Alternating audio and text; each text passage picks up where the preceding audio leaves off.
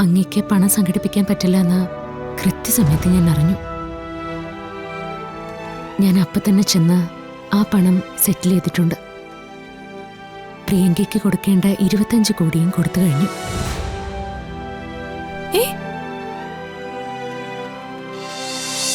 കഴുകന്മാരെ പോലെ പറന്ന് നടക്കുക രണ്ടാളും. ആരെങ്കിലും ചങ്കു പൊട്ടി ചത്ത കൊത്തി തിന്നാൻ.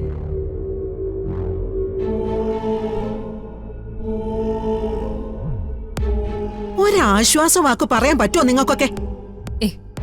ഞങ്ങൾ ആശ്വസിപ്പിച്ചിട്ട് എന്താ? പോകേണ്ടവര് എന്തായാലും പോണം. നീ ഇതുവരെ പോയില്ല, അതുകൊണ്ടല്ലേ നീ ഇവിടെ നിന്നത് പറയുന്നത്.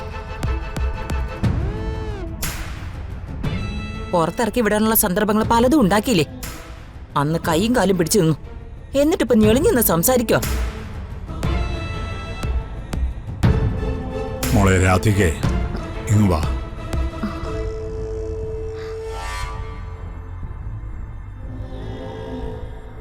പണം കൊടുക്കാൻ പറ്റിയില്ലെങ്കിലും എൻ്റെ മകൻ എന്നെ ഉപേക്ഷിക്കില്ല എന്ന ധൈര്യം അച്ഛനുണ്ട്.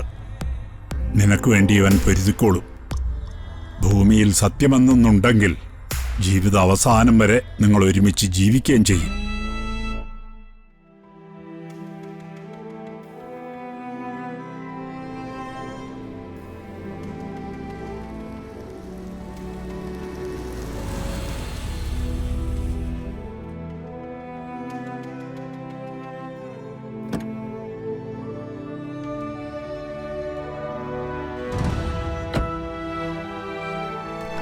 അത് സുകുമാരിയമ്മയും പ്രിയങ്കയും തന്നെ ആയിരിക്കും, സംശയിക്കണ്ട.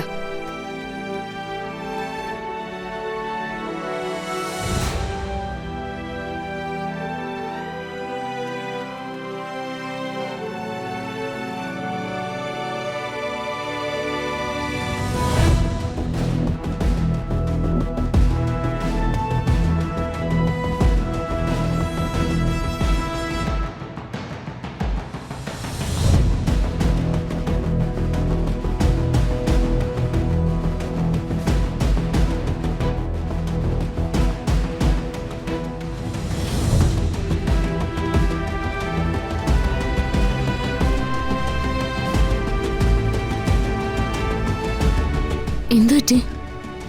എന്താ എല്ലാരും ഇങ്ങനെ നിൽക്കുന്നേ?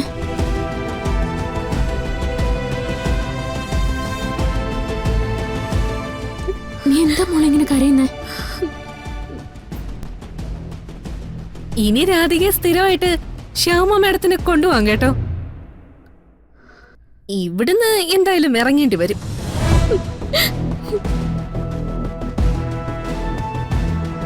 മനസ്സിലായില്ലേ ശ്യാമ മേഡം? പ്രിയങ്കയ്ക്ക് വിവാഹമോചനത്തിന്റെ പണം കൊടുക്കാത്തതുകൊണ്ട് പ്രിയങ്കയും മുത്തശ്ശിയും എഴുന്നേറ്റ് പോയി.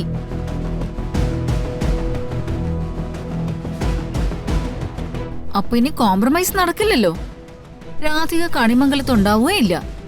അതാ പറഞ്ഞത്. അഡ്വക്കേറ്റ് ഓഫീസിൽ നടന്ന കാര്യങ്ങളൊന്നും ഞങ്ങൾ പറഞ്ഞിട്ടില്ല. അത് മാഡം തന്നെ പറഞ്ഞേക്ക്.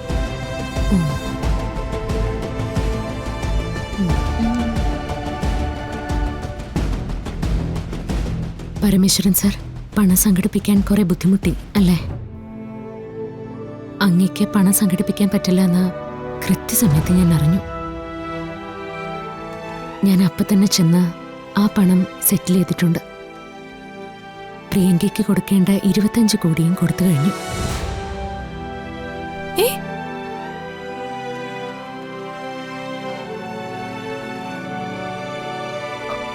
അതെങ്ങനെ? എന്തോ സത്യമാണോ ഈ പറയുന്നേ? എന്നിട്ട് വന്നു കയറിയ ഇവർ രണ്ടുപേരും പറഞ്ഞത് അങ്ങനെയല്ലല്ലോ.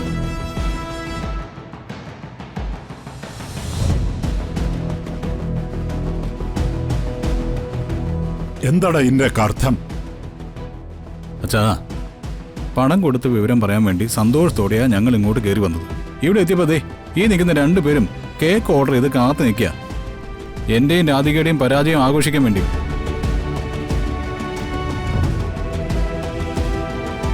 അയ്യോ, അങ്ങനെയൊന്നുമില്ല. ചെറിയമ്മയ്ക്ക് ഒരു കേക്ക് വേണമെന്ന് പറഞ്ഞപ്പോ ഞാൻ ഓർഡർ ചെയ്തു, അത്രേ ഉള്ളൂ.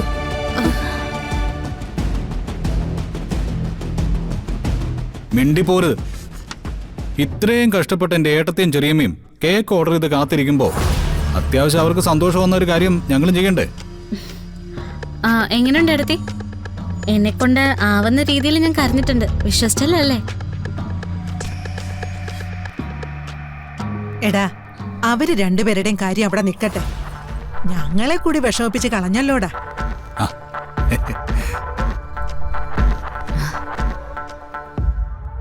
അമ്മേ, ഞാൻ കൂട്ടിവെച്ചതൊക്കെ എന്റെ മോൾക്കുള്ളതാ. എപ്പോ വേണമെങ്കിലും അതെല്ലാം രാധികയുടെയും വരുണിന്റെയും പേരിലാക്കാനുള്ളതാ.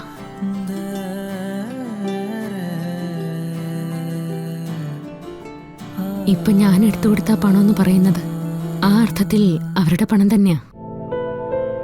അവരുടെ പണം അവരുടെ ജീവിതത്തിന് വേണ്ടിയല്ലേ ഉപയോഗിക്കേണ്ടേ?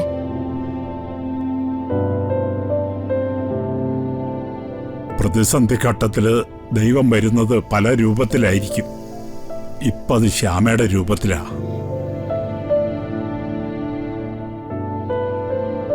ഓ, ഇനി മതിയടി അഭിനയിച്ചത്. ആ കണ്ണൊക്കെ ഒന്ന് തുടക്കേ. വെറുതെ മനുഷ്യനെ പേടിപ്പിച്ചിട്ട്. സോറി അമ്മേ.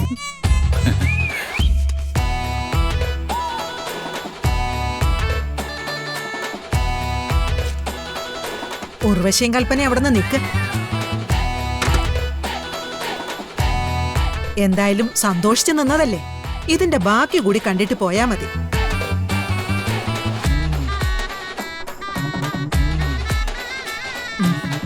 മോളെ രാധികെ, പൂജാമുറി പോയി വിളക്ക് കൊളുത്ത്. ആ അതെ മോളെ, ചെന്ന് വിളക്ക് കൊടുത്ത്. നിങ്ങളുടെ ജീവിതത്തിൽ നിന്ന് എല്ലാ കാർമേഘങ്ങളും ഒഴിഞ്ഞു പോയൊരു ദിവസം. അത് ഭഗവാന്റെ അനുഗ്രഹം തന്നെയാ. വാ.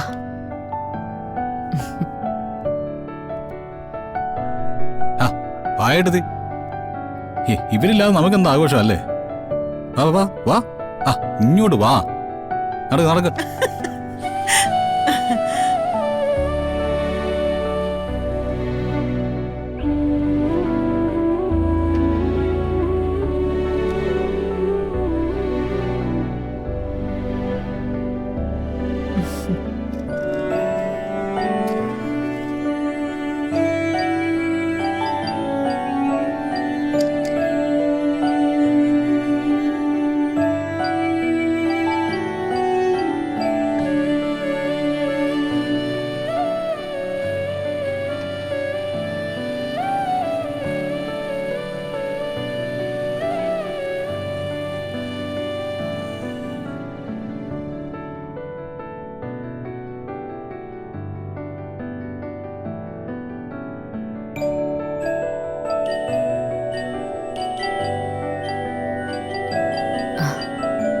വരുൺ, വരുൺ ഇങ്ങോട്ട് നീങ്ങുന്നേ.